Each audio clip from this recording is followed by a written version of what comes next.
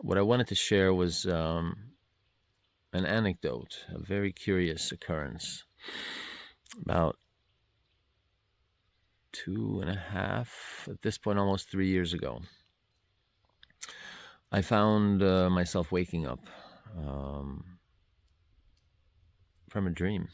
It was about 5:36 in the morning. It was late spring, and so the dawn light was already streaming through the shutters on the window. I could see sort of the beams of light. I saw my pillow and the sheets on the bed. I could hear the noise of the dog in the hallway eating kibble. The dream was very strange, but what was stranger about it is that as I reached out to consciously make sure that I'm awake, and I grasped and moved my pillow and closed my eyes, I was right back in it. It was a very calm scene, and it was with a clarity and sort of resolution that I never remembered before. I'm not very good at remembering my dreams. As for most people, it evaporates into a cloud of mist as soon as you wake up, and I haven't yet mastered the art of consciously writing them down or being able to recall them later. I only have a small handful of occasions where this did happen, and I did sit down and did write it out. But anyway, it was a clearing in the forest. I could remember the greenness of the leaves on the trees, and it seemed like I could see every individual blade of grass. And I was sitting in a clearing. I remember distinctly the arch of trees in front of me opening up into a field beyond. So it was probably the edge of a forest. And I was at a low perspective. I was sitting on the ground, but obviously looking out of my own eyes, I didn't see myself. I just saw what was in front of me. And what was in front of me was a group of horses. I can't recall the specific number, despite the clarity and the sort of details that are otherwise etched in my mind. But I believe it was probably about 6 or 7 horses, each of which carried a rider, festooned in heavy medieval armor, very shiny, metallic, full plate armor, with very ornate helmets with feathers, and there were no grills, so I could see the faces of the riders. They were all very tall and carried a variety of weapons: maces, broadswords, spears. But what was immediately curious was the fact that all of them had 6-foot dark gray wings on their backs, coming down to the stomach of each of the horses. It was a very calm scene. It was very quiet. I could hear the chirping of birds in the distance. I could hear the snorts of the horses as they were grazing the grass. I could see the individual whiskers on their faces and the movement of their lips as they chewed, as they swished their tails to swat flies, and everything was very still, very calm. It was an early morning light, much like what I woke up to. It was dawn, and the whole scene was very peaceful. The armor was clean, the weapons were sheathed, and even though it definitely looked like this group was in military mode, preparing for battle, it was one that had not happened yet.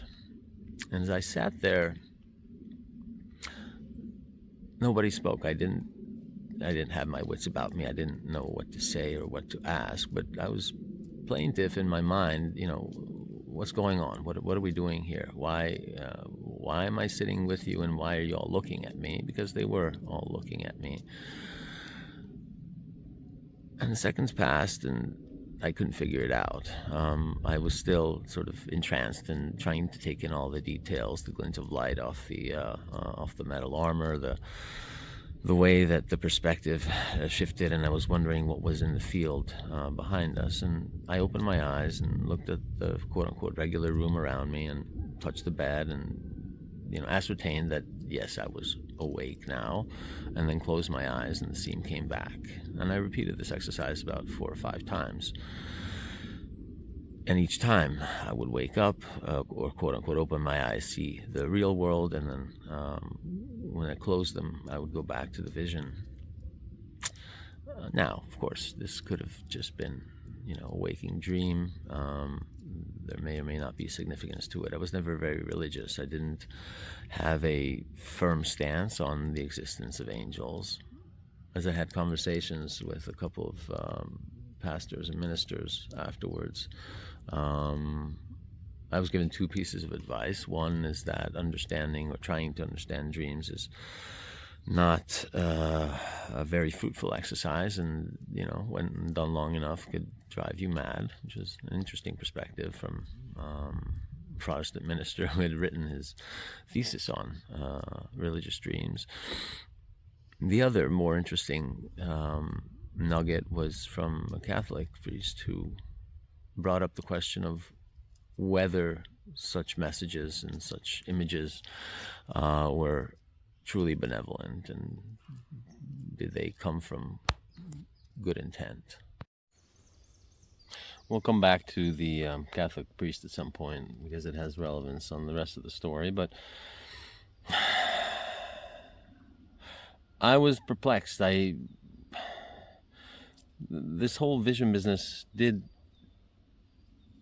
interest me, I guess, or excite me, because it was so novel. It was so unlike anything that had ever happened to me before, or since, for that matter. But mainly, I struggled to understand what it signified, what it was supposed to mean. How was I to interpret it? What now? How do I incorporate this into my worldview, and what does it mean?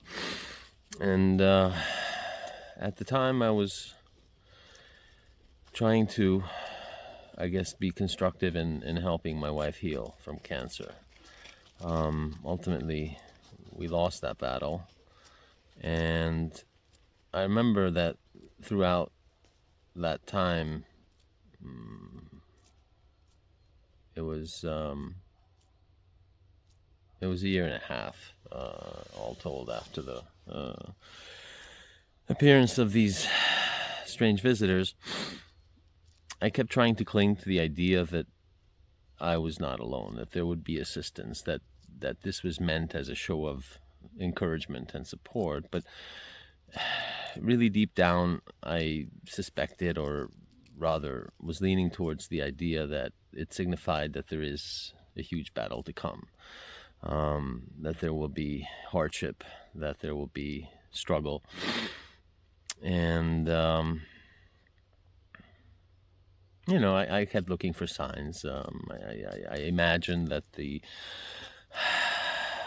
road that I was walking my dogs on had a copse of trees that looked similar to the opening in the clearing that I described earlier. And I guess it did cause me to pray, something I'd not really done very often before in my life. But that nagging feeling of not fully comprehending or understanding the true meaning, stayed with me. It was only later, after my wife had passed, that I happened to be driving, looking at the sky, at the clouds, and it hit me.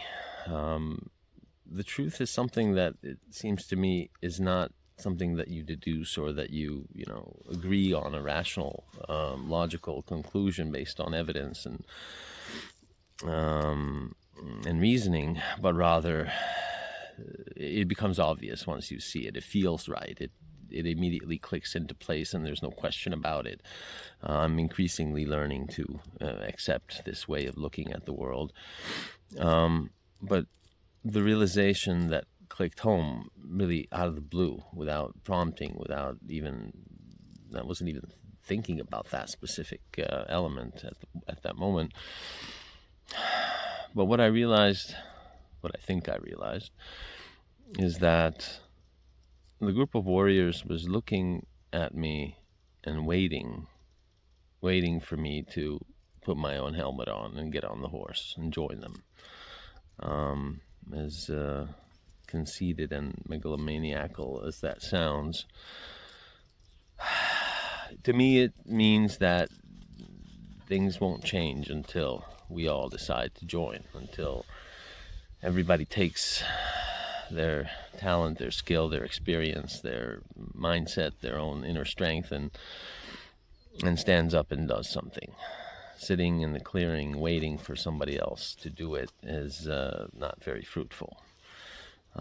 It's taken me this long to make my own attempt at trying to pick up the mantle, but that is, I guess, what I wanted to end with, is that each of us has a much larger capability than we're aware of. I'm under no illusion of having any kind of divine or supernatural power. I don't consider myself, quote unquote, bestowed with any divine gift or blessing greater than anybody else. But I do think that each of us is, and each of us has the capability, again, unbeknownst to us. You don't know how exactly it's going to happen. You don't know what your contribution may or may not bring. That is kind of the beauty and the mystery of it. But I think we all do have an obligation, if nothing else, to stand up and try to tell the truth. So that's what I'll be trying to do, is to, I guess, nudge somebody else, hopefully, to be able to better understand what's going on around them, and to encourage everyone to participate. It only takes one person in a group to tell the truth for others to be willing to realize it.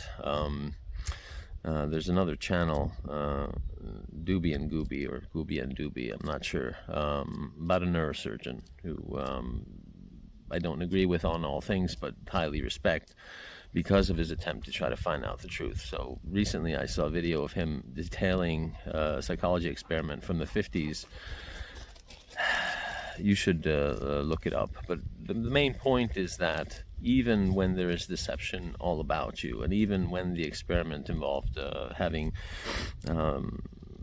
people sit down and try to give truthful answers to an obvious question, when all the others in the group were confederates of the experimenter and deliberately lied, the person last in line, who was the experimental subject, was very, very likely to go along with the obviously wrong conclusion of the group and override their own judgment, presumably because of the pressure to fit in.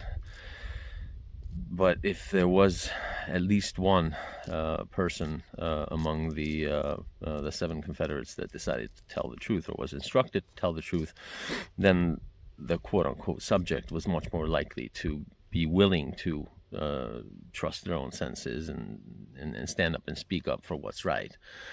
That is, I guess, what I take the message of these visitors to be, is that it will take us standing up and being willing to speak the truth for this gargantuan web of lies, or the veil, or whatever you want to call it, to start to lift. And I do see it beginning to.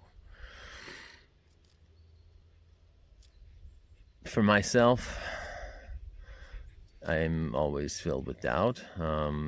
Working on that. It's sometimes working now, but I don't think it'll ever completely go away. Nevertheless, being brave is not a lack of fear. It's being willing and able to act in the face thereof. We can all be brave. I didn't think myself to be until recently. So, have a blessed day. Enjoy the sunshine. Hug someone if you can. I'll talk to you soon.